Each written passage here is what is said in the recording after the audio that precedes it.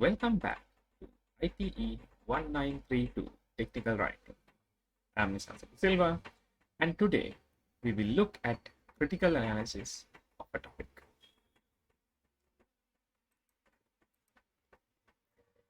This is the color coding that we will be using for this lecture and all the subsequent lectures. Please pause here for a bit and remember this color. In today's lecture, we will be looking at what is critical analysis and the structure of the critical review and general criteria of evaluation, some sample extract. So first the question is, what is critical analysis? It is the task of analyzing and evaluating a written work and presenting a point of view which you can support. So remember, when we were talking about summarizing, we mentioned that it is not the place to give your opinion. And you might have wondered, then where can I give my opinion? Here is the place. This is where you can give your opinion. If you are asked to write a critical analysis, this is the place to give your opinion. So there are mainly three stages of critical analysis: evaluation, and presenting.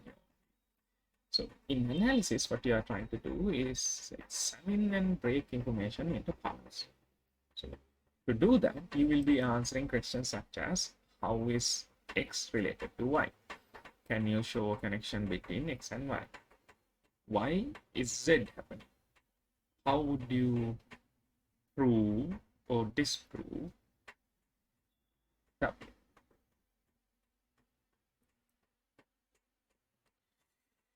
In the evaluation phase, you are trying to make judgments about the following. Do you agree with the actions or the outcomes, and how important is X? And finally, when you are presenting your point of view, you are trying to give purpose in a given context. What is your opinion of X? Provide a solution to Y. So forth. Now, why do we need critical analysis? And more importantly, when do we need critical analysis? You might see questions in exams or in memos that are addressed to you, where you are needed to analyze, compare and contrast, criticize, and ask why, ask to evaluate, examine, discuss, or can something be done. So if you are given any of these prompts, that is a chance to do a critical analysis. And that is an invitation to do a critical analysis. Now let's move on to the structure of a critical review. So a critical review can be short or long. As a matter of concern, we would say a short one is 1 page and a long one would be 4 pages. If you go beyond 4 pages, that is an article by itself. But remember, all of these are just rules of thumb. They are not rules that you need to follow. They are more guidelines than rules.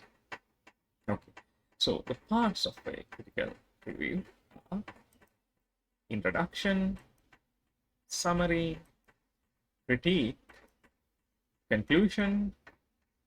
So now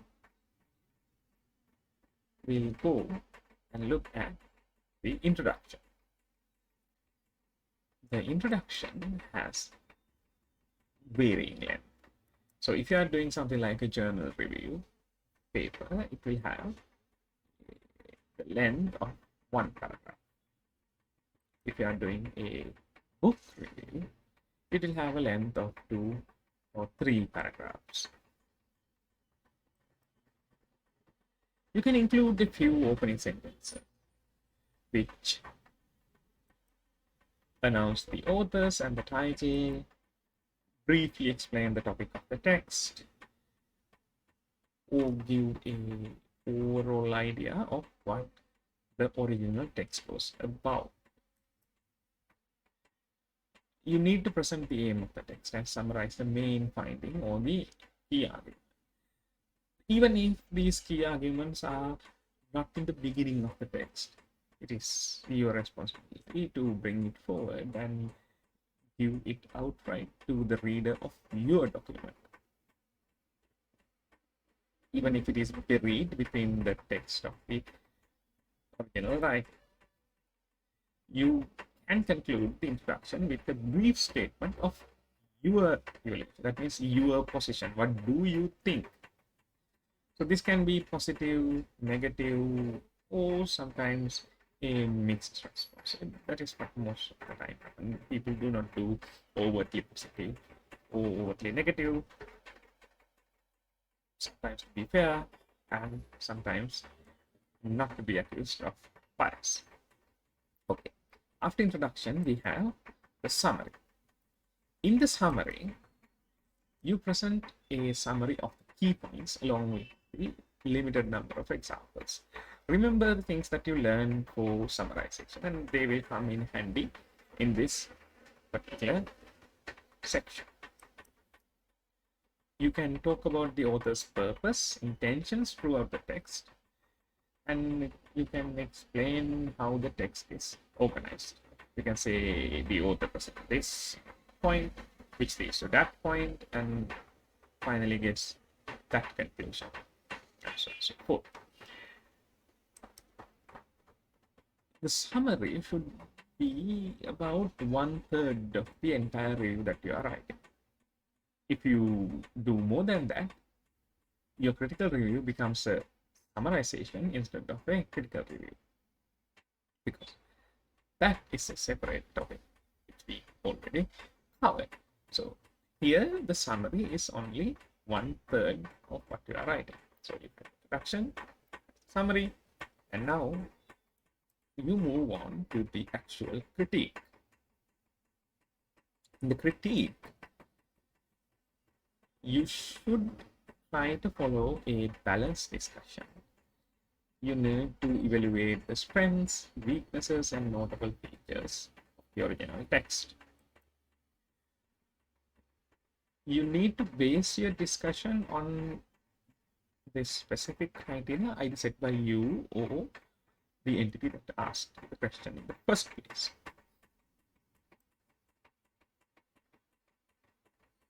To be a well-rounded critical review, you can and you should include other sources to support the evaluation. And if you do, you need to refer them, cite them. Remember our lecture on citations and references. So if you are critiquing something and if you agree with it or disagree with it, doesn't matter. And you need to support your status. You need to support your statement. You can bring from other sources that support. Maybe there are other people who think this idea is wrong. Maybe there are other people who agree that this idea is correct. So you can bring in those sources. There are two main methods of presenting your critique. The first way is the inductive, the balanced approach. The second way is the deductive, the persuasive.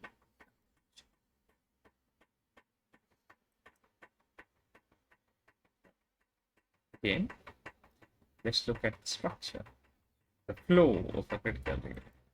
You have the claim, which is the proposition or the thesis, which This makes way evidence, grounds, and gives way reasons for argument. So that is how you compose the critique part of the critical view. Then we have the conclusion. It's a very short paragraph.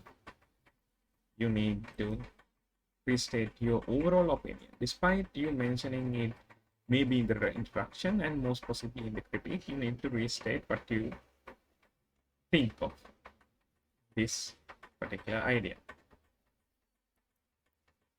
Then you can briefly present the recommendations. After giving a positive or a negative idea, you can give why you think about it in such a way and what can be done on that particular topic to be more aligned with what you believe.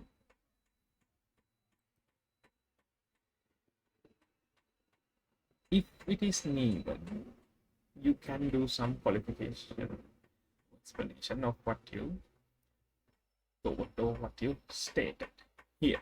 But remember, this has to be a very short paragraph, as I mentioned earlier. So these qualifications and explanation should be concise and to the point.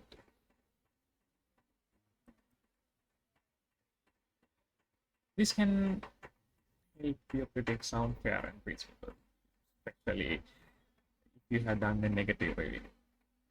You need to make sure that you sound fair and reasonable, logical, instead of dismissive or patronizing. Okay, remember when I said that there are two ways of doing a critical review, the critique part. So let's look at those two. First, we have the inductive approach. In the inductive approach, you try to present both sides of the argument. You do not have to commit yourself to any of the opinions. So your plan is as follows. First, you introduce the argument, and then you give reasons against the argument, reasons in favor of the argument. Then you state your own point of view of what you mentioned earlier or something new. It doesn't matter as long as you give your point of view. And then you explain what you think, why you think as you do. In the deductive approach, you state your own point of view immediately, right out the gate, and then try to convince the reader by giving them arguments and reasons and logic. First, you introduce the argument, and immediately after that, you give your. Then explain what do you plan to prove. Even here, you do need to give reasons against your argument. You can frame it such as some people may think, other researchers might argue, and so on and so forth. Those are nice words to start with, but just because you are giving an argument up front does not mean that your critique can be one-sided. You should bring up things that may be against what you are arguing for, but then you can deconstruct them in reasons for your argument. You can say why I am for this argument and why the previous critique of this argument does not hold for these reasons. Then you have the conclusion where you restate your claim and explain why it is important.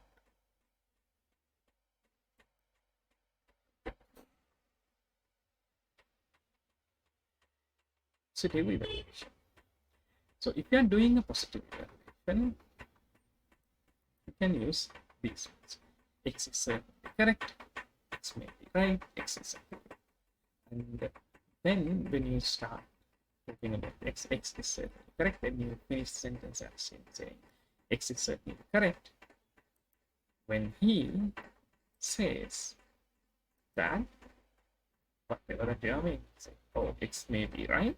When he says that whatever you are saying, X is accurate. When he says that what you are saying, so yeah, it can be he, it can be she, it can be they. According to newly accepted grammar, you can use singular they again, or it can be a plural they. So that is totally okay. So you can also use things like in saying X is certainly correct in saying that. So here X is the author, the name of the author. X may be right in saying that, and so on and so forth. So this is positive negation. You can also say one advantage of X is, so in here X is the argument made by the author, not the author as in the first case. Here you can say one advantage of whatever the argument is and give the reasons. Another point in favor of whatever is, and so on and so forth. One other advantage of the idea, so on and so forth, of the main argument. One of the main arguments in favor of the X, say, is so and so forth. So one of the advantages of the words climate action is these climate accords. Right? Okay. Now let's look at negative evaluation. Yeah, you are trying to say negative things. So you can start with they, X, or this. Let's say if you give a name, let's say my name, Nick De Silva, is somewhat mistaken. They may be rather wrong. So the little three dots here means that you can actually skip this part. You can say they may be rigid, but they seem to be wrong, inadequate, and argue to be mistaken. You can also say X's approach or methods is mistaken. At this point, you should notice that these two are going in two different ways. What is in the first row is criticizing the individual, and here it is criticizing this particular approach and this particular method. Sometimes this type of argument may seem like a personal attack. Sometimes they are not very accepted. But saying the method or the approach is wrong is more acceptable. It is like this. If you say somebody is stupid, that is a personal attack. But if you say what you did there is stupid, it is not a personal attack. So in the first statement, when you say somebody is stupid, it becomes a character quality. You are criticizing a character quality, and that person feels like they cannot change. But if you say what you did there is stupid, that person has the idea that, okay, this was wrong, next time I can do better. So criticizing a particular approach or a method or whatever the argument is always better than criticizing an individual. Because individuals can change. This person might have written something a decade ago and might be a different person today. So instead of saying this person is wrong, you can say the method was wrong. And maybe sometimes even these people might agree with you. You can say one of the main arguments against whatever the claim is that give the reasons. You can also say one of the main disadvantages of it is give the reasons. Another point against X is reasons. A further argument against X is reasons. One disadvantage of X is reason. So changing these is very helpful so that you do not do repetitions of whatever you are doing, what you have written, so that your reader does not get bored. One objection to the argument. Yes. Okay. Now, pause here and read the following text. And from this text, extract relationships that flow, that explain each other. Okay? I've done. Now, from the text, you can explain the following relationships. Lack of water resulted in the dryness in soil, leaves, fill, and death of the plant. Too much water, leaves droop or become yellow, result in death of the plant. Too strong sun, baked soil, roots kill. Lack of light, pale leaves and thin stems, death of the plant. So, understanding these relationships is very important because these are the arguments that are being made in the original text, which you may speak for or against in your critical reading. So, the talent of extracting these relationships is very sought after. Okay. It is not always that you get a paragraph. Sometimes you may get other structures, such as a table. Now, it's here and see whether you can describe this. Okay. So you can write a description of this table as follows.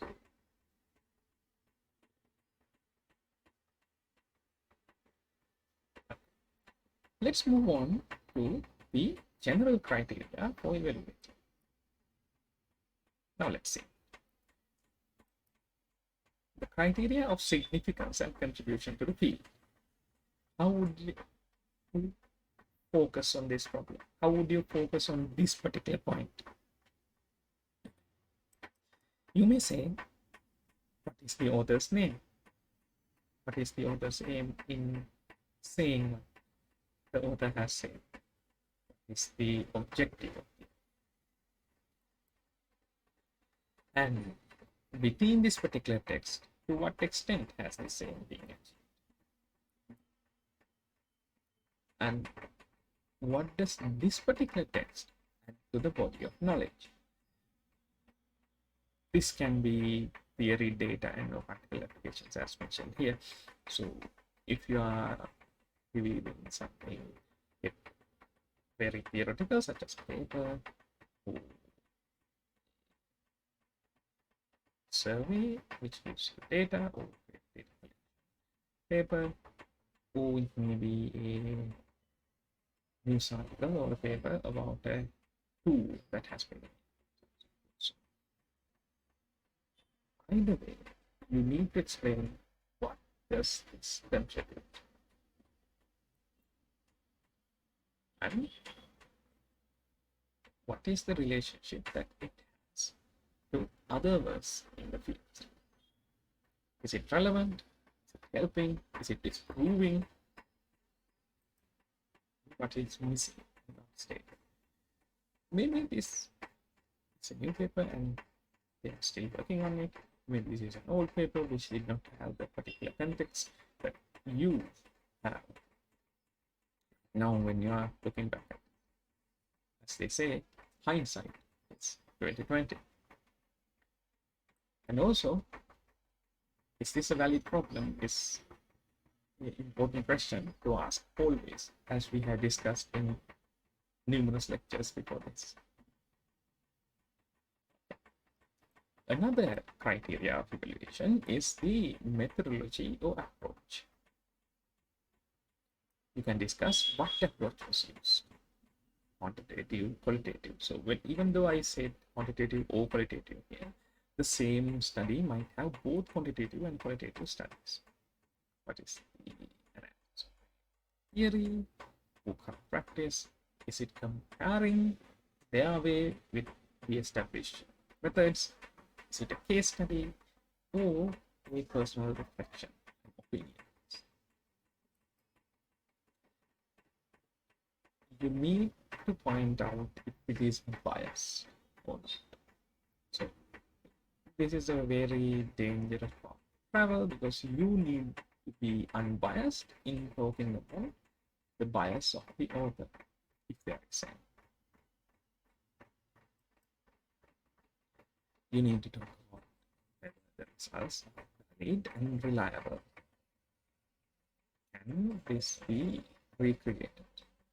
Do you feel like this can be recreated, or was it a one-off incident? What is the analytical framework? What analytical framework is used to discuss this? Are they using well-known benchmarks, or are they just discussing results as they arrive? Two more.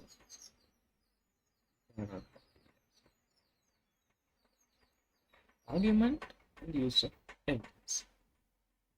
You can talk about whether there is a clear problem statement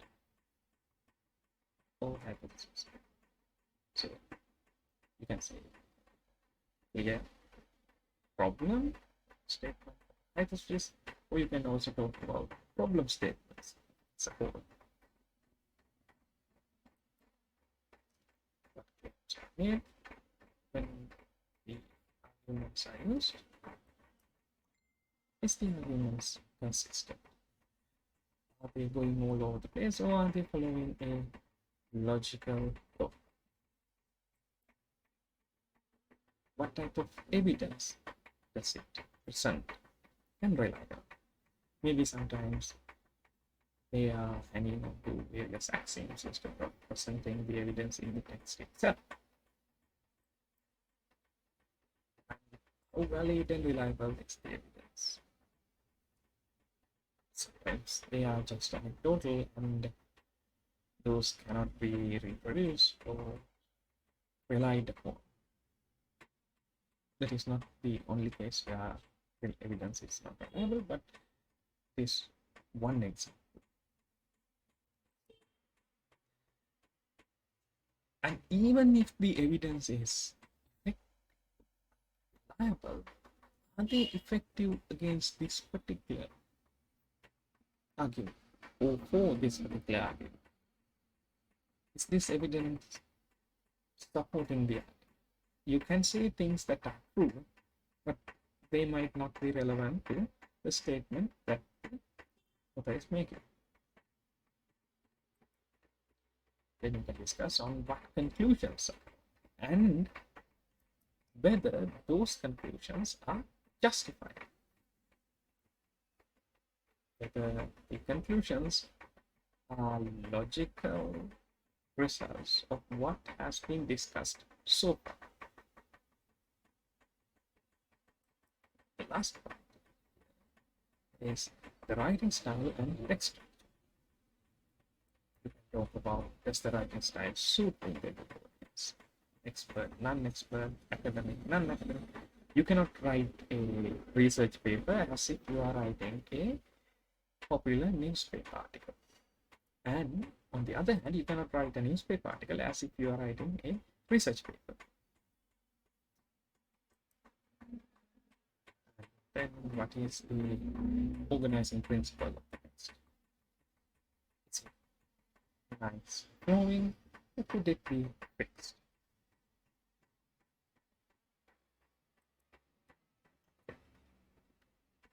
So you can have a two-part structure when you are writing the critical analysis. So here we are going to give you an example. First you have the introduction, and then you have the summary section, Pause here and read this.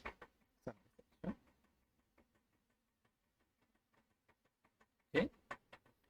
And after the summary section, you can have the evaluation section.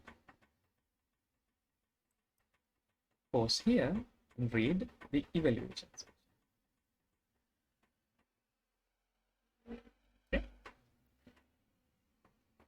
Now let's look at the integrated model that we discussed earlier. You have the introduction, your thesis, and Tolkien's thesis. That means the original author in this case. Pause here and read this. Okay.